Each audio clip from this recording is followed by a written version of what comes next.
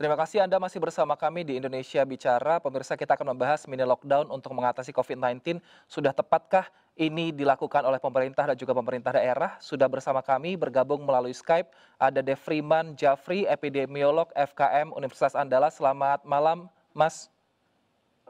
Masih selanjutnya.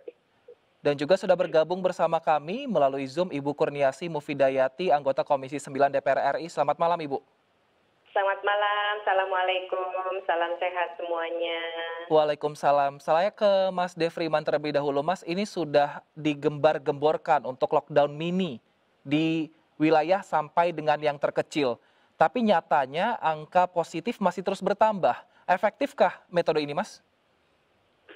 Ya, saya kira juga kita harus memaknai bahwa semi lockdown itu kan bentuk intervensi pemerintah di dalam membatasi seharusnya adalah pergerakan orang dalam hal ini.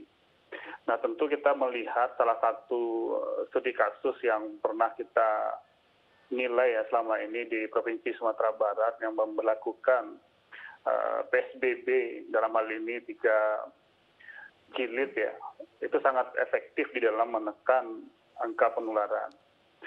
Nah, ketika PSBB ini berubah wujud menjadi new normal atau dalam hal ini PSBB yang dilepas atau tidak diberlakukan lagi. Nah, sampai sekarang itu ketika angka penularan itu tidak bisa ditekan lagi di bawah 1 kalau kita menggunakan angka reproduksi efektif di dalam parameter epidemiologi.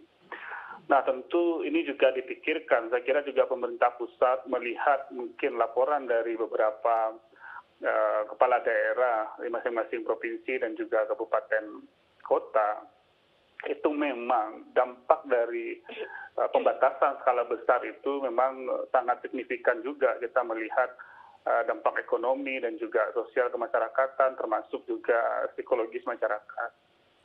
Nah, ini mungkin menurut kami adalah pembatasan bicara skala mikro ini perlu juga diuji dan bukan berarti uji coba dalam hal ini. Karena perlu yang diingat di dalam pandemi COVID-19 ini, karena penularan bicara orang ke orang, tentu bagaimanapun yang akan perlu dipastikan menjadi perhatian itu adalah bagaimana mobilitas pergerakan atau aktivitas orang ini. Kita luput ketika di kabupaten kota kita atau di provinsi kita sudah mengatakan aman atau terkendali, sedangkan ancaman dari luar itu masih nyata yang akan dihadapi. Sama dengan nanti kita bicara skala mikro tadi, ketika anggaplah apakah itu kota atau kabupaten atau dikatakan misalnya lebih kecil lagi adalah desa atau RT atau RW gitu.